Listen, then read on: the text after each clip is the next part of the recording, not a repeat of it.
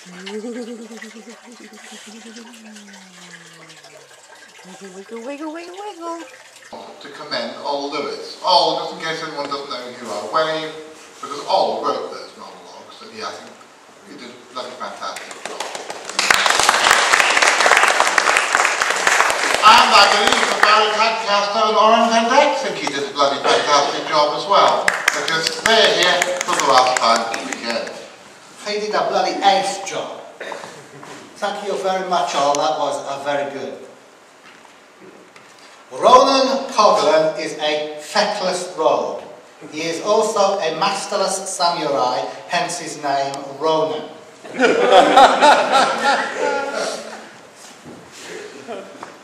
Just lately, he has been thinking a lot. He has been thinking about several things. He has been thinking about apple pips and cotton wool. Ronan is a man with a pocket full of dreams. Granted, most of those dreams are extremely nasty and right-wing, but still, he is a man with dreams. Ronan Coghlan.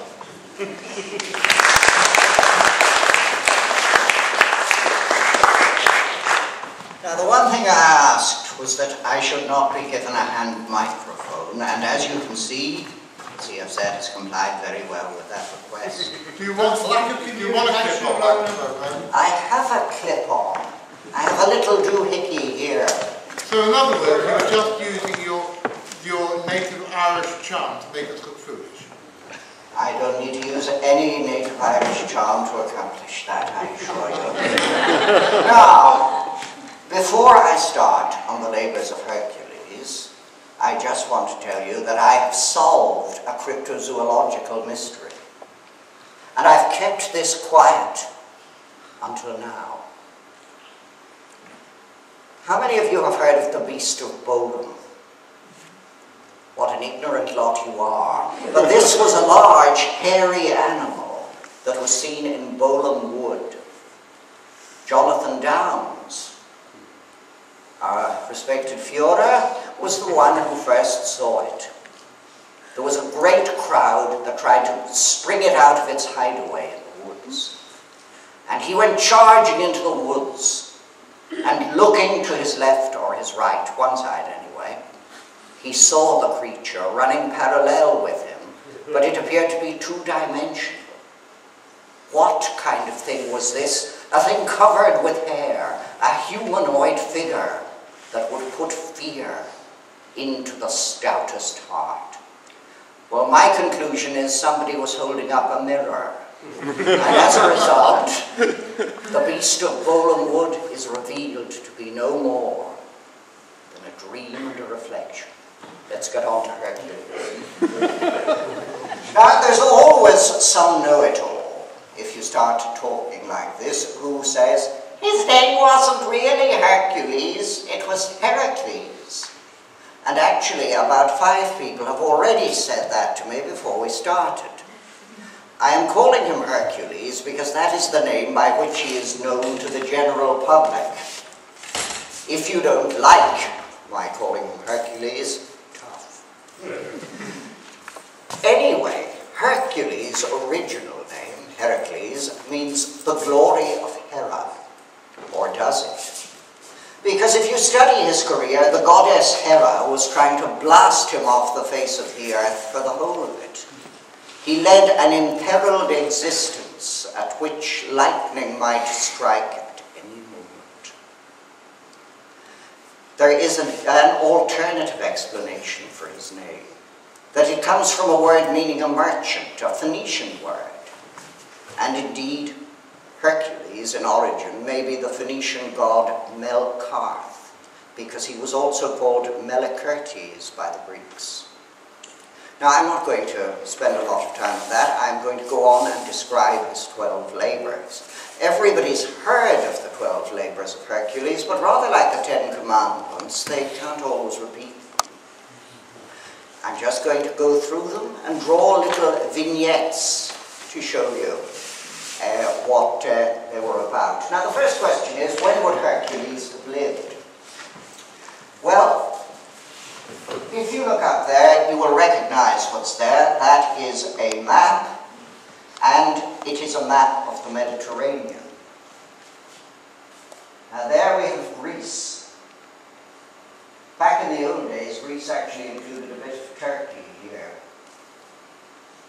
Now, Greek history starts about 800 BC, and please remember that BC goes backwards. 800 came before 799. Well now, Greek history starts around 800 BC, from which we have plenty of records, but the Greeks had legends of an earlier age, a golden age, in which civilization flourished.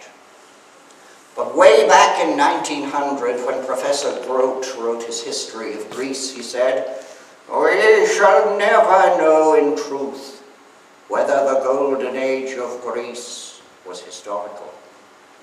He was totally wrong, because in the 19th century, archaeologists began to ply their spades, and up came the remains, including a script which was eventually deciphered. Unfortunately, it didn't tell us much. It was mainly shopping lists and things like that. Get 2 cans at Asda, that kind of thing. But we know the Golden Age existed. But we only know its history through legend.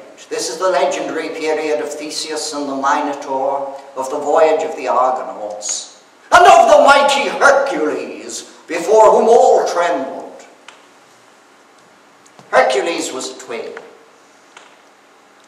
His twin brother was called Iphicles. He's totally unimportant, so I won't mention him again. But Hercules was destined by the gods for great things. The only trouble was he didn't want to do any great things.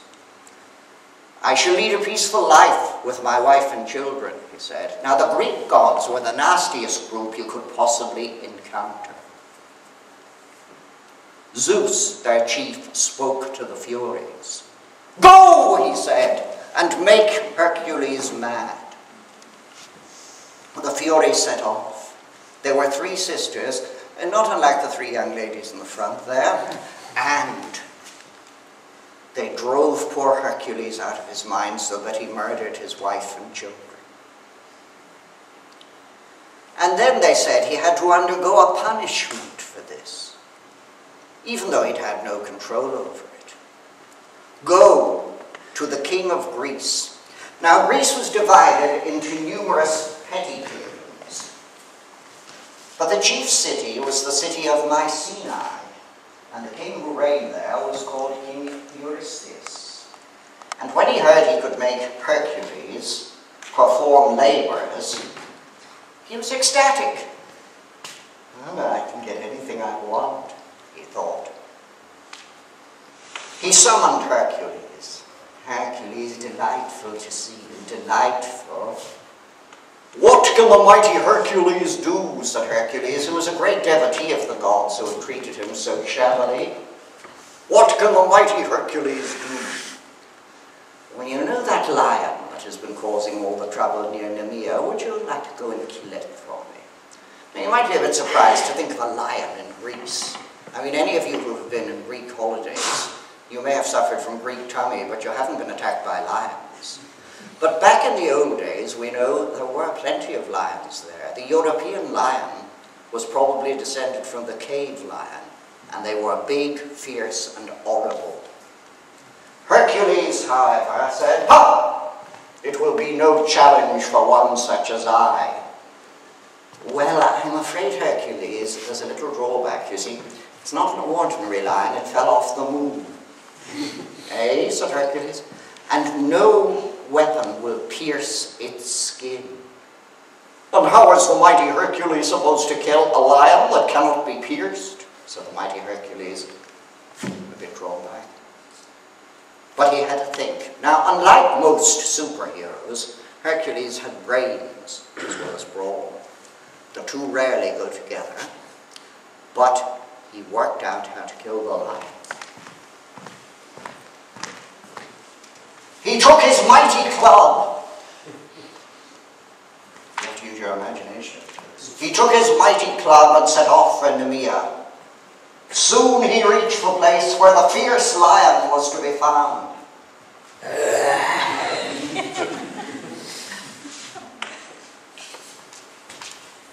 try it again. One roar out of you, and you look like a lion, for God's sake. Yeah. One blow, and Hercules had smitten the lion. Come back, you're dead. But how was he to cut off the skin? He had been told to procure the skin. I know, he said. I cannot use knife for a sword, but I will pull off one of the lion's own claws. Now, Greg, I didn't tell you I was going to yank one of your fingernails off, so hold still while I do the... All right, we'll skip that bit. So he had accomplished the first labour. All right. I didn't really expect you to be quite so successful, said King Eurystheus. Now the next thing, I want you to go to the bog. The what? Said Hercules. The marsh of Lerna. There lurks the Hydra. And what might a Hydra be? Said Hercules, who was of limited education. The Hydra is a monster with 7 heads. Oh, a mere bagatelle, I shall swap them all off, said Hercules. Well, every time you cut off one of the heads, 2 more grow in its place. Oh, crumbs, said Hercules. Actually, he said something a good deal stronger, but my command of Greek does not stretch to it. Now, if you have watched that thing, Hercules, the Legendary Journeys, you may remember he was accompanied by someone whose name should be pronounced in English as Iolaus, but was pronounced in that series as Iolaus. Right, Iolaus, he said, I need a bit of help with this one. Iolaus was his nephew. I'm delighted to help, Uncle Hercules, said Iolaus, who was a bit young. Here is my crafty plan, said Hercules, and into the bog they went.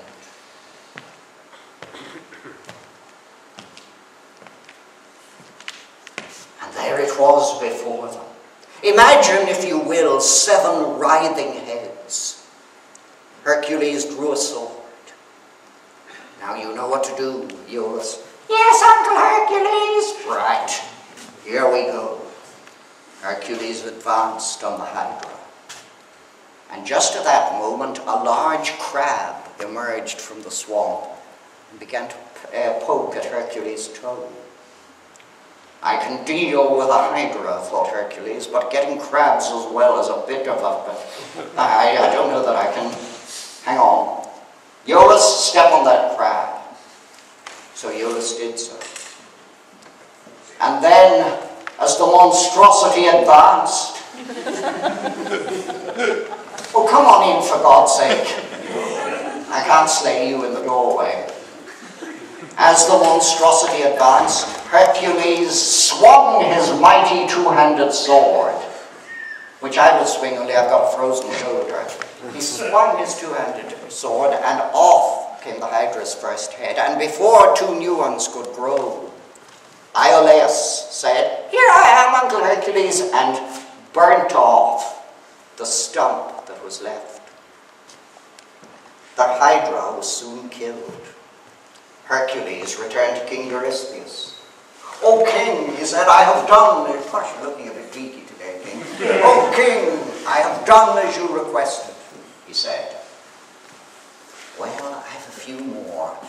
That labour doesn't count, you see," said Eurystheus, "because you would help."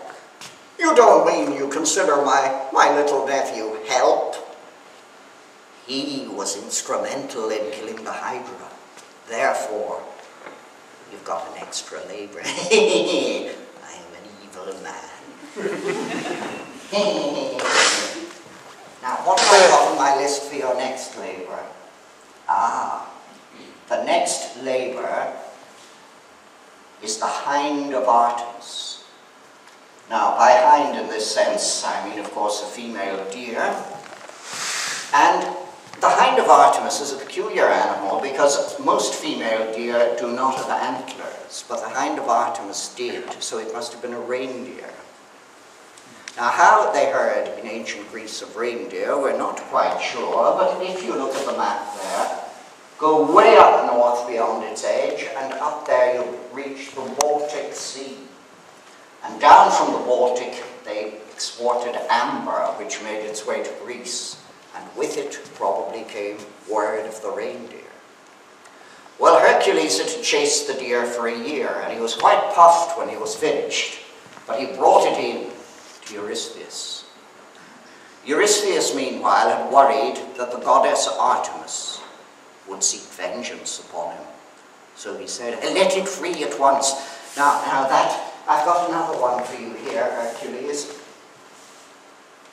Yes, here we are. And he got up his scroll to have a look. The next thing he had to take was a thing called the Great Boar.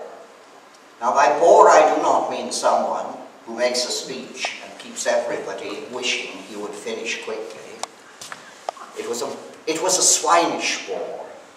Now this was easy meat for Hercules. Boar hunts are very common in mythology, and he was quite able to seize the boar. But on the way he dropped in on the centaurs. The centaurs, as I'm sure you know, were half man and half horse. This posed the most amazing digestive problems for them, and indeed I could go into those at some length, but I think I put you all off your supper, so I won't. However, a fight broke out among the centaurs, and Hercules could only use his bow, which you're going to have to imagine, to defend himself. Centaurs fell on all sides. But from then on, the centaurs swore vengeance on Hercules. There was one character in particular, Nessus, grumpy old centaur that he was. He was certainly going to deal with Hercules one day. Keep his name in mind. He's coming back. Back went Hercules anyway with the boar, and King Eurystheus, seeing the size and shape of the boar, hid in a large pot in his room. Now after that,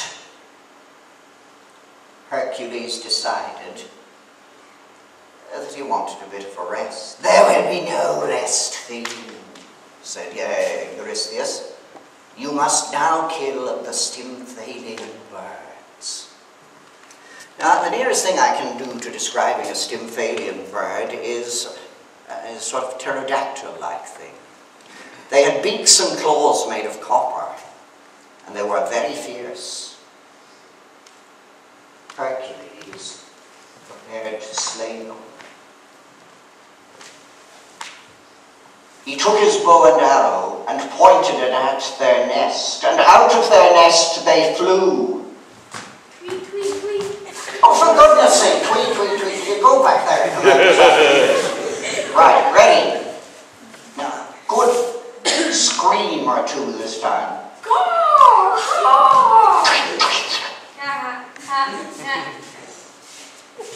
They are laughing at the mighty Hercules, but I've got something that will show them.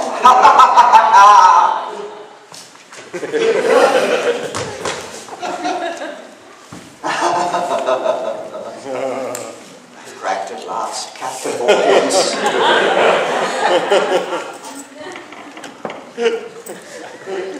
You don't think I'm really going to fire this into the audience, do you?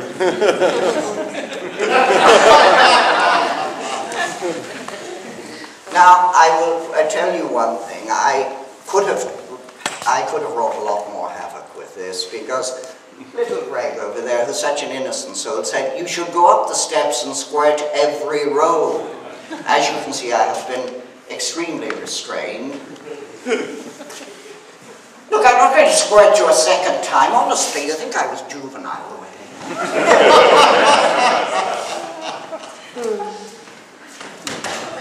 Right. Where are we? The Stymphalian birds may actually have been reminiscences of fairly fierce birds of some kind, but nobody can really tell what they were. And what happened next?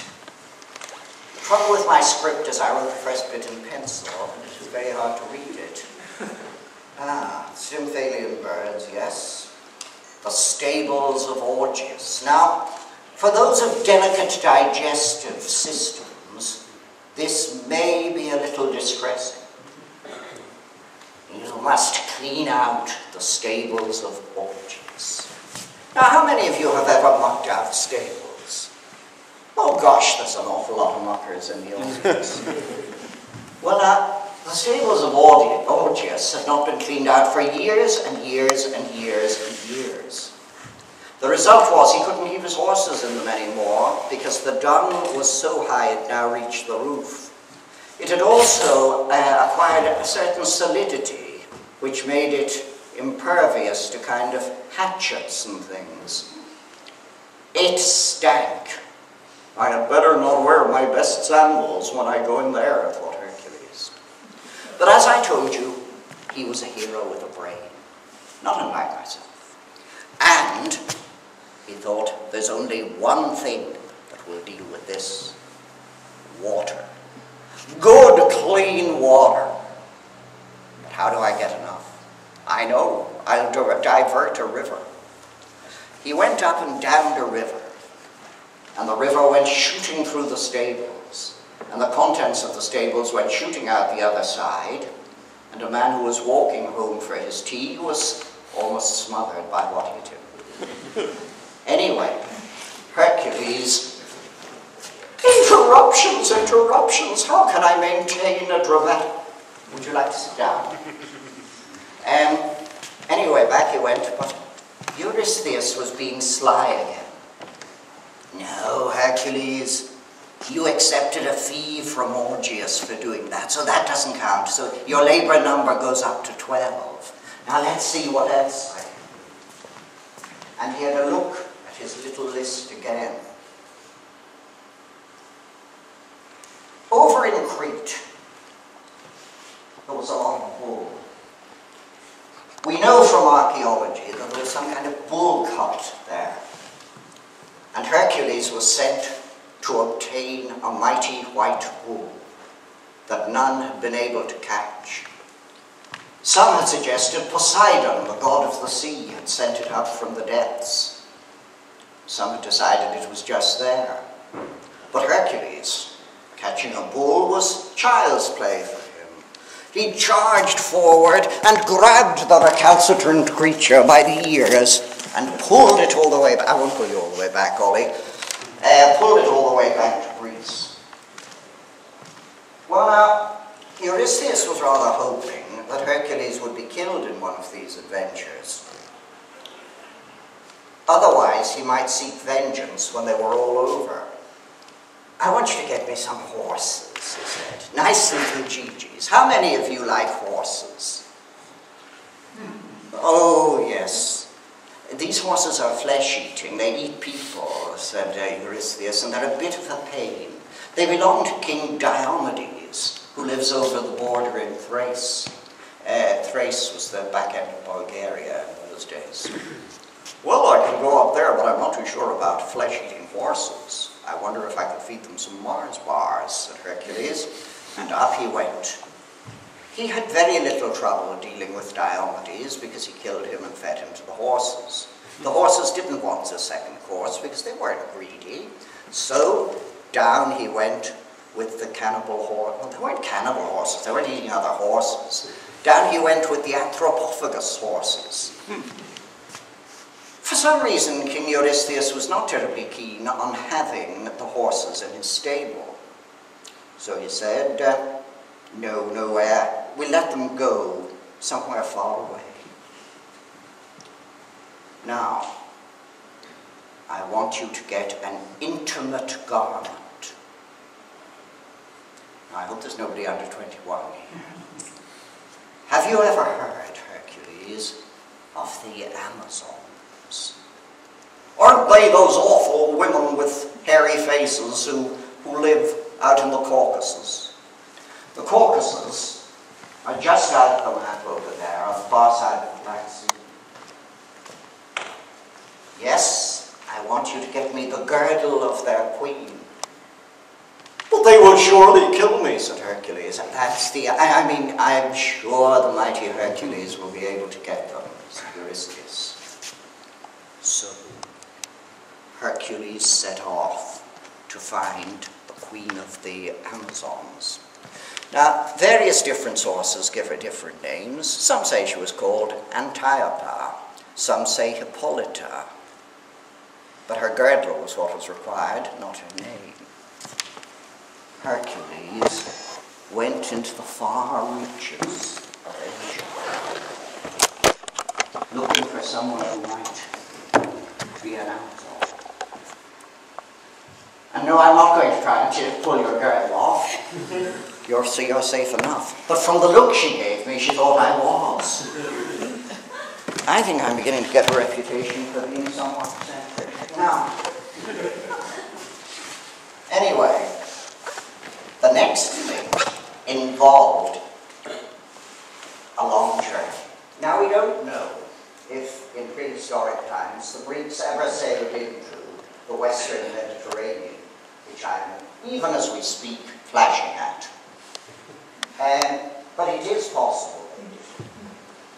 And according to Greek myth, told much later when the Greeks knew all about the Western Mediterranean, Hercules went west. He went by way of Africa, first of all. Colonel Gaddafi wasn't there in Libya at the time. And he was being sent west to get the cattle of Geryon. Now, Geryon was a fairly normal type of king, except he had 3 heads, and he was quite easily overcome.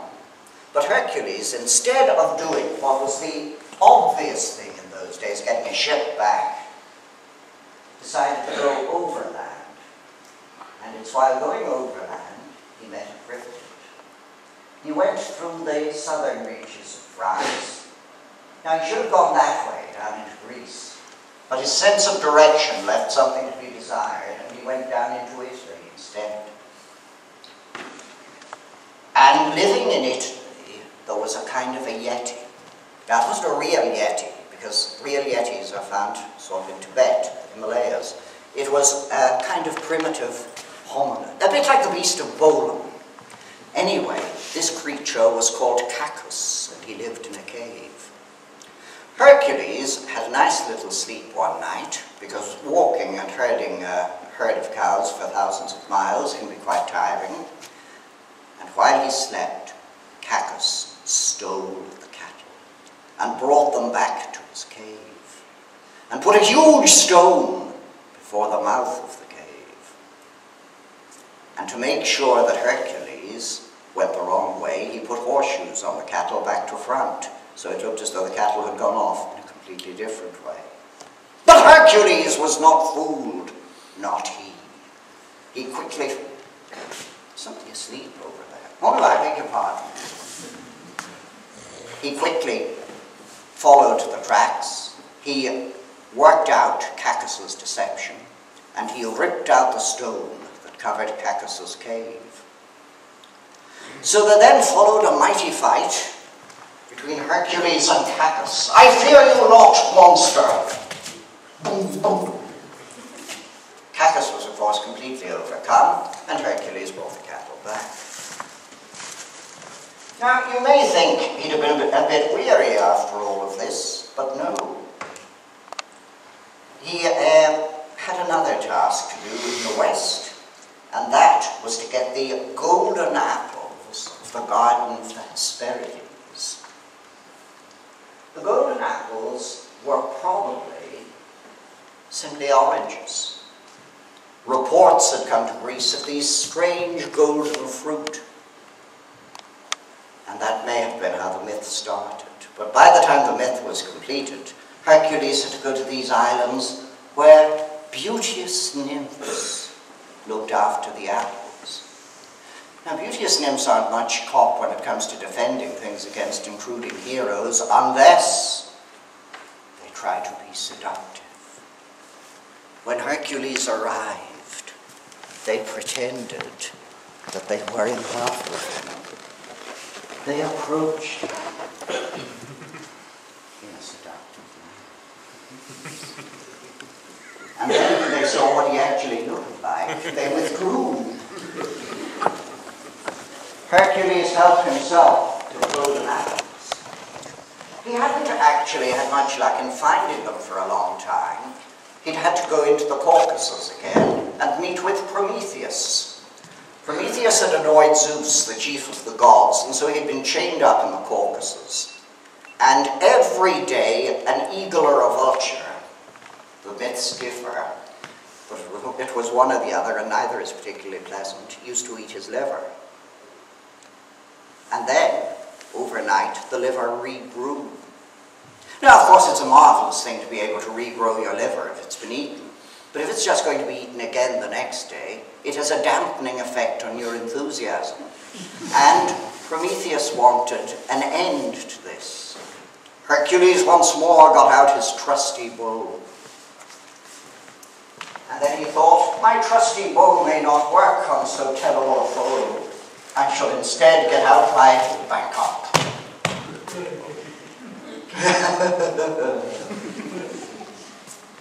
It's strange when I pick this up, a feeling of power courses through me.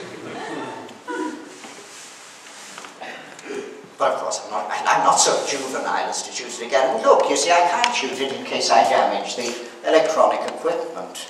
But if I shoot it from here... Anyway, enough of such childishness. Hercules had nearly completed his 12 labours. The last one was to get the Hound of Hell. The Hound of Hell was called Cerberus. He had 3 heads. Anyone who went down into Hades, the Greek underworld, had to pass by this terrible specimen. A specimen that made even the doubtiest of heroes quail. I'm even quailing at the thought of it, and I'm only telling the story. Down he went into the cavern inhabited by Cerberus, and out came the 3-headed dog, this monstrous canid. Quickly,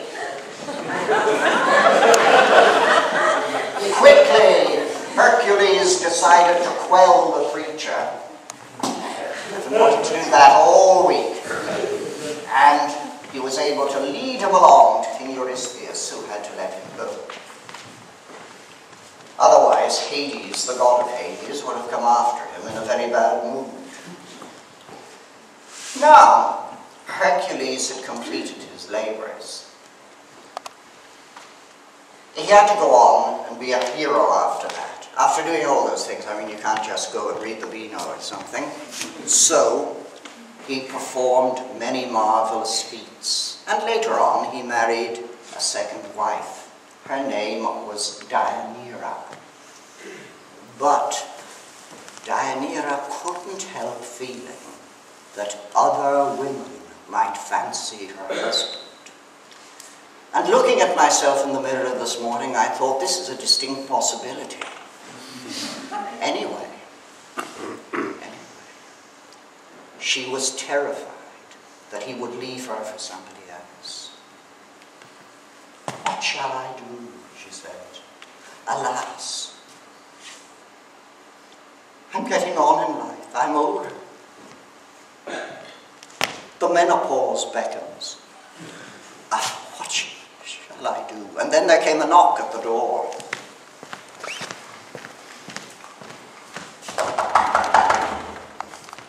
That'll be the door, she said. Over she went and opened it.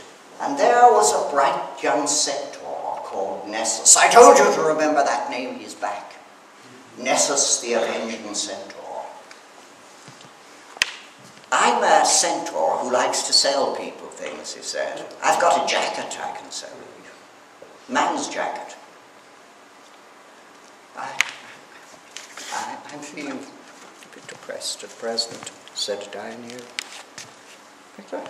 I'm feeling very depressed, and I don't want to buy anything today.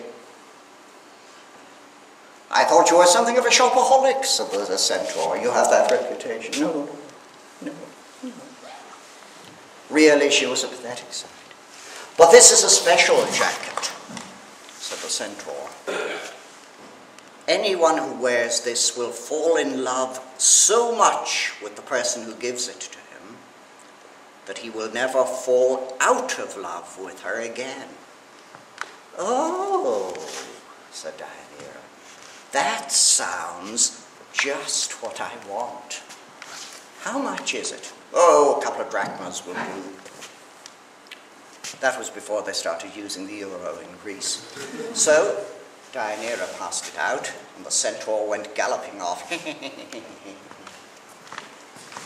When Hercules came back from where he had been, he was greeted by Deianira. Hercules, darling, I have just bought you a beautiful jacket. The mighty Hercules does not need a jacket. Look at this lion skin I'm wearing. And in many works of art, I'm wearing nothing at all, not even trousers. Look, I'll show you. No, dear. Put this jacket on. Now, I'm sure you realize that this jacket was not what it purported to be. In fact, the minute poor Hercules put it on, it began to burn him. It burned him agonizingly, and it wouldn't come off. Hercules screamed in agony. Ah! Ah! They're quite loud. Ah! Between screeches, he told Deianira, build me a pyre. Did you say a fire? No, a pyre, so I may burn myself to death and put out this agony which racks me. Deianira was a little taken aback. She hadn't expected this effect, but she went running outside and got her pyre building equipment and put up a funeral pyre. Ah! Went Hercules, and he got on the fire, and of course that was even more painful as it burned him to death, because when you've got a magic jacket that burns you internally and flames licking about you externally, well, you're not very comfortable, are you? There was poor Hercules lying on the pyre, dying slowly. Ah! Ah!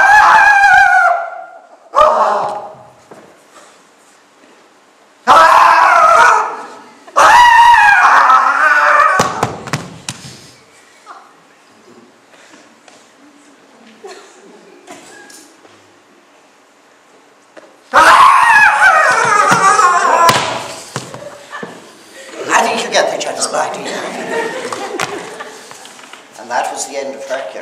It wasn't in mythology. They made him a god according to mythology, and he married a young girl called Hebe. And Hebe was the cupbearer of the gods. But that was the story of Hercules and how he was supposed to have completed his 12 labors. Now, what lies behind it? I suspect it's a sort of calendrical story in origin. 12 labors, 12 months. The Greeks went in for the 12-month year, as far as I'm aware, and I reckon that that was what lay behind it. But if ever anyone asks you, what were Hercules' last words, you will now be able to tell them that they were, Thank you very much.